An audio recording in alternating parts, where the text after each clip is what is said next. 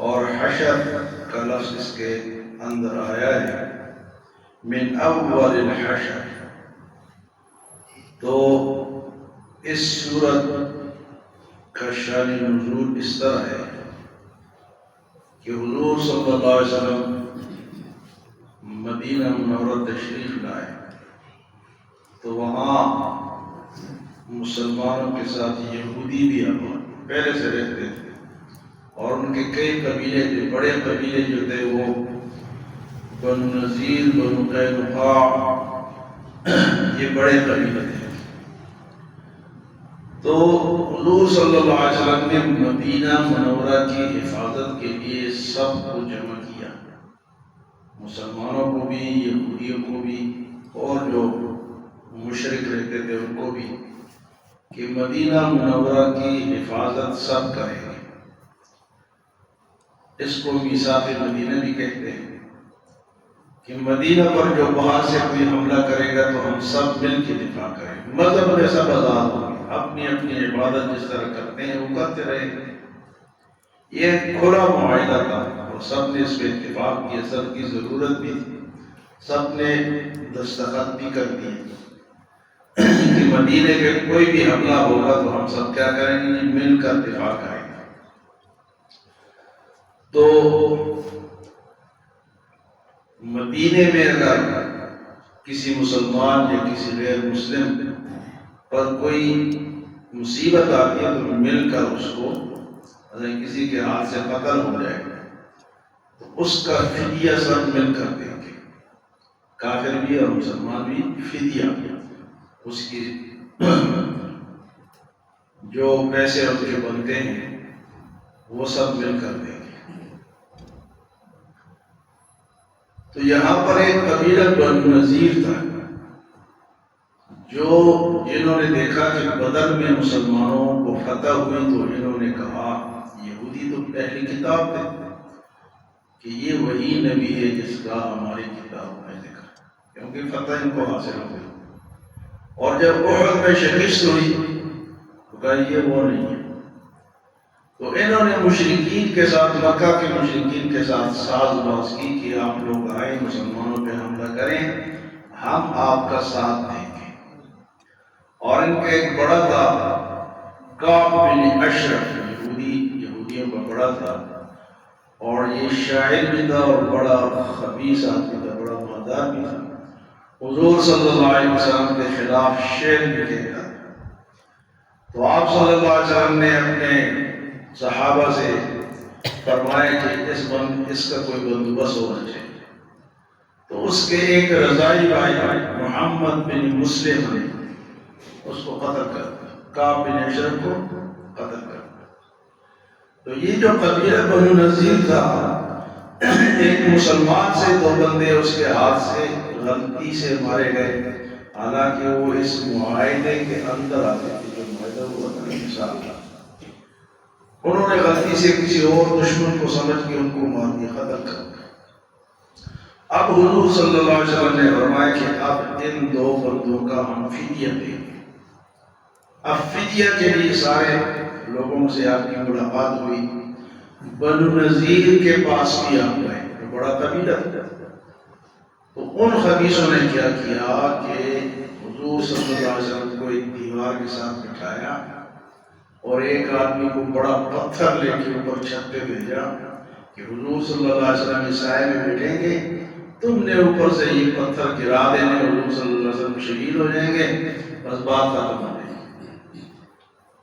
تو آپ جیسے ہی اس سائے میں بیٹھے تھے، آپ کو اللہ کی وحی آ گئی کہ یہاں سے آپ چلے جائیں. تو آپ وہاں سے اٹھ کے چلے گئے. تو آپ اس طرح محفوظ رہے. لیکن ان کی سازش کا اللہ نے وحی کے ذریعے سے بتا دیا کہ یہ حرکت کرنے والے. تو آپ صلی اللہ علیہ وسلم جب واپس تشریف آئے تو آپ نے فرمایا کہ تم نے معاہدے کی خلاف ورزی کی ہے، اب اس کا نتیجہ یہ ہے کہ تم مدینہ چھوڑ کے بنو نذیر کو کہا کہ مدینہ چھوڑ کے یہاں سے نکل جاؤ، اب تمہاری خیر اسی میں، اور تمہارے پاس 10 دن. تو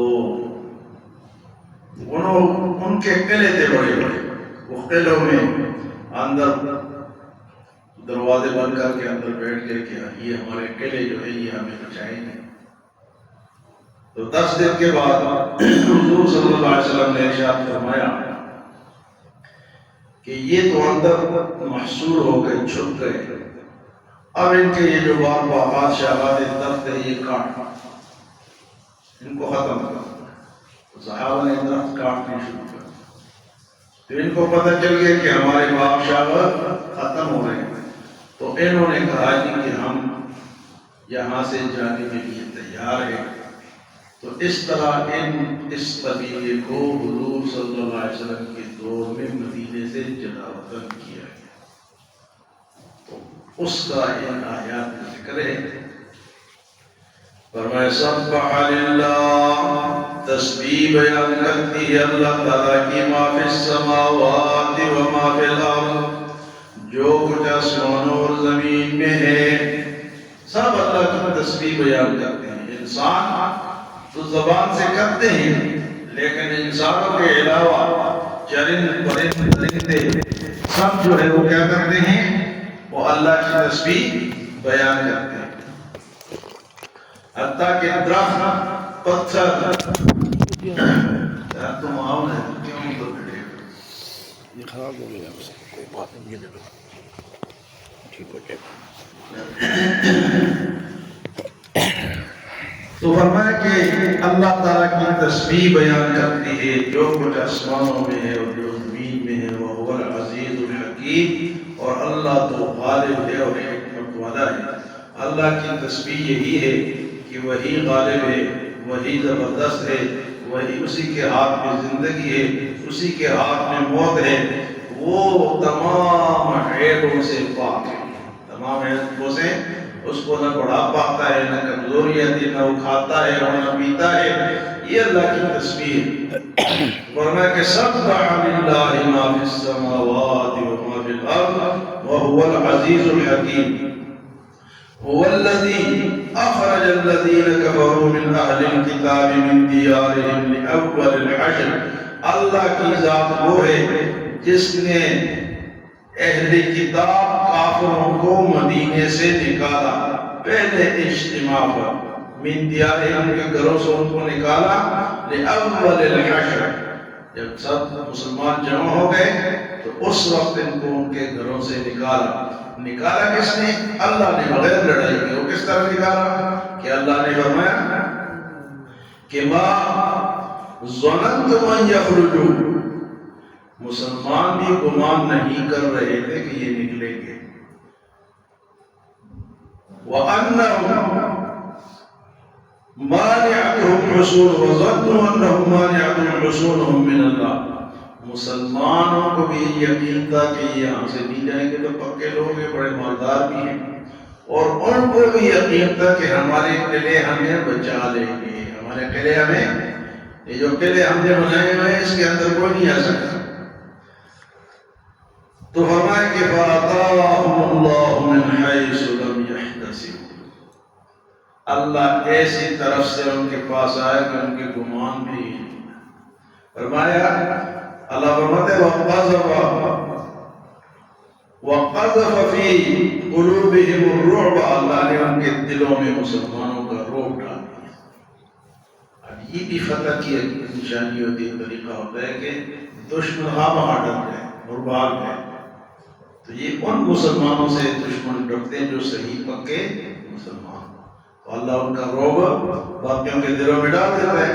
فرمایا یخربون بیوتہم بأیدیہم وأیدی المؤمنین.